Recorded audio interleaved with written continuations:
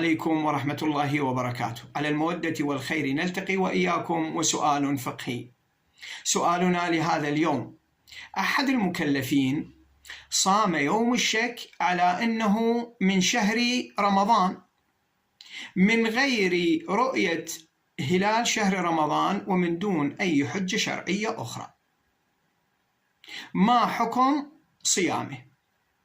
الجواب: من صام يوم الشك على أنه من شهر رمضان بغير رؤية هلال شهر رمضان ومن دون أي حجة شرعية، فيجب عليه قضاء هذا اليوم الذي صامه، حتى وإن صادف هذا اليوم أنه من شهر رمضان، وذلك لأنه صام هذا اليوم من دون حجة شرعية ومن دون رؤية هلال شهر رمضان. والحمد لله رب العالمين، وصل يا رب على محمد وآله الطيبين الطاهرين.